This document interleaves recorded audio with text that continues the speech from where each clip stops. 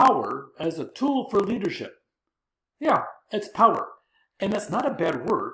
When we talk about employment, employment is somebody takes a job and they're going to come in and try to achieve the goals of the organization. If they do, they'll be given a reward called wages, salary, whatever you call it, and benefits on top of it. And the goal is to have them be part of a team, and somebody's in charge of that, and somebody's going to be held accountable. They'll be held accountable for theirs, but so will the boss. So power is actually a tool, and it is not a bad word.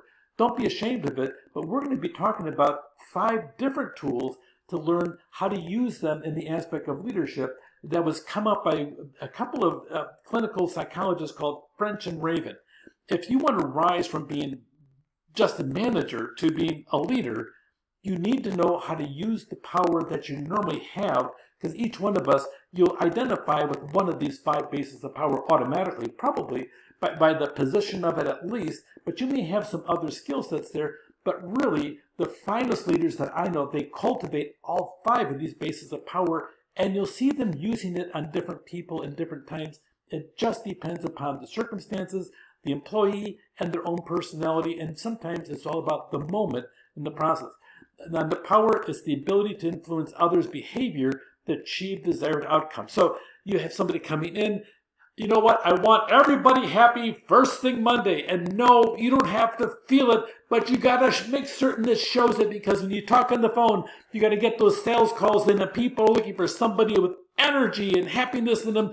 Even if you don't feel it, fake it, fake it, fake it, do it, do it, do it. Sometimes that actually is what it takes. But your goal is to have them be the person, be that employee that you want them to be successful, to move the actual needle on the organization that they've made an impact when they come. So on their background, in 1959, this is an old study, except the truths in it are still right here for us to use every single day. If you can master the tools, these 5 different bases, more power to you. Okay, there was also a 6th one we call the information that came out a couple years later, but it didn't have, from my perspective, the in-depth research that the first 5 had. The very first one is called coercive power. You'll have heard about this when we talked about McClellan's theory X and theory Y. The theory X person, they ruled by fear. Well, using coercive power is the ultimate tool of fear. Now, think about some of the stuff we've talked about when we talk about really Maslow's hierarchy of needs.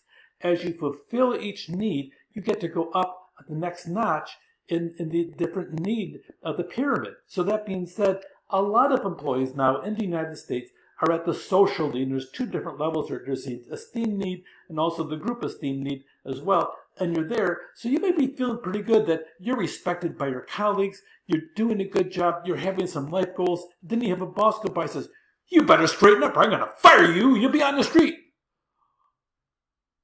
All of a sudden now, your world kind of cascades down, because now you're worried about the aspect and the potential of losing your salary, losing your benefits, and being stranded for weeks, if not months, trying to look for another position.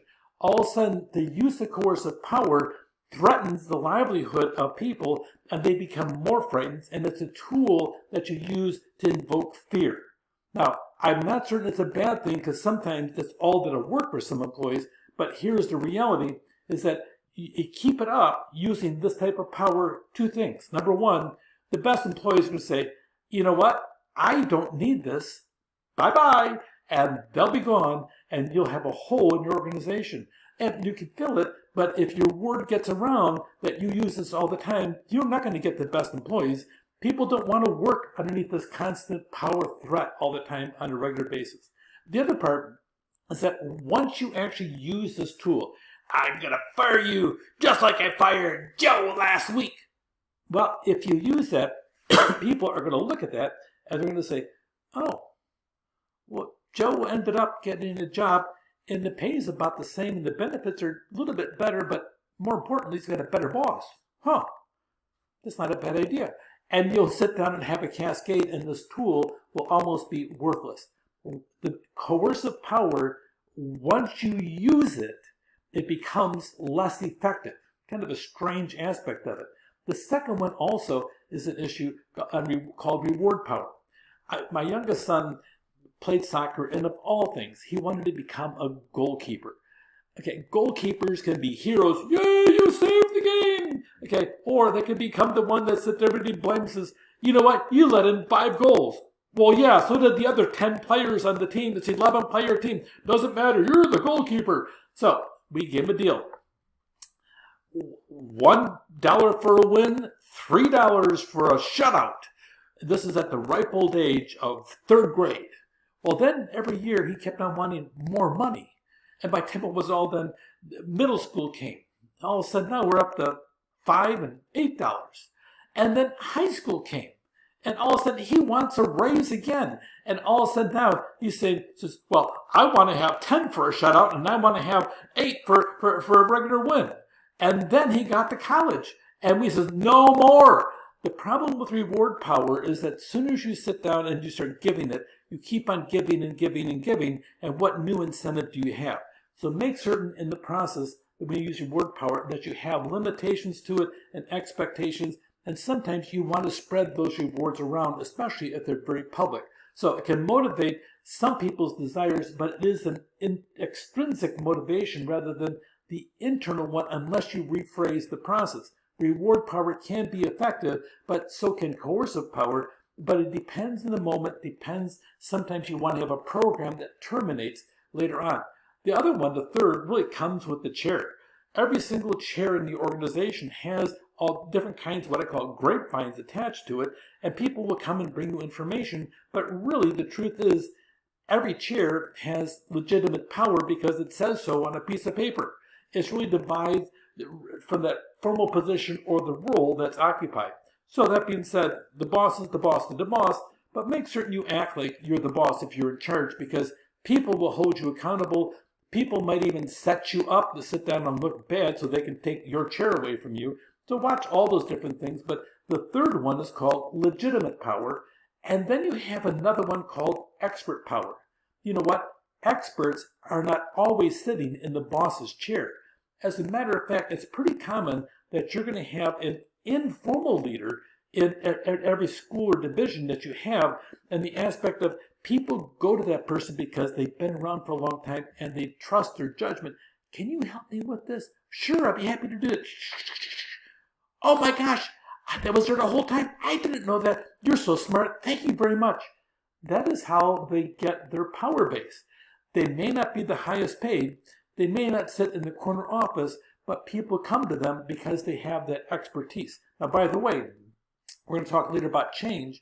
The truth of the matter is that they're very frightened of change because of the fact that they're going to change the technology. Oh no, what'll I do? Okay, the technology, if I don't get it, I'll be in trouble and I won't be the expert. They may not say these words on the outside, but on the inside, it could be very frightening. So a lot of times, you want to introduce them to the changes first if you want to sit down and keep on reinforcing the expert power, and that way you can control them. But pay attention to what this is, because your base of power is under knowledge, skills, and expertise. So, and then you have referent power. Of all of them, these are people that have a certain charisma about them. And by the way, the charisma isn't always natural based. Sometimes it can be developed as people get to know you over time.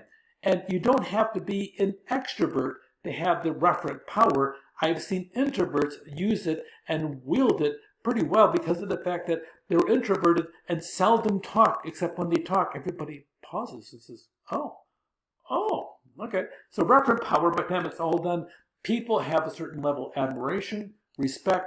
You'll see celebrities and charismatic leaders, but you know what? I've also seen it being Samantha in the back corner of the office who knew her stuff inside and outside, and she just spoke up a couple times, and all of a sudden everybody's, oh, she's so smart, and I can't believe she's so diligent, and she's very kind. I've heard all that before, and sometimes it's a matter of how you treat people rather than in that aspect of it. You know, what they say is that when you leave a job, that you won't remember all the things that you did, but you remember how they treated you. The referent power people learn how to cultivate that. So we have 5 bases of power.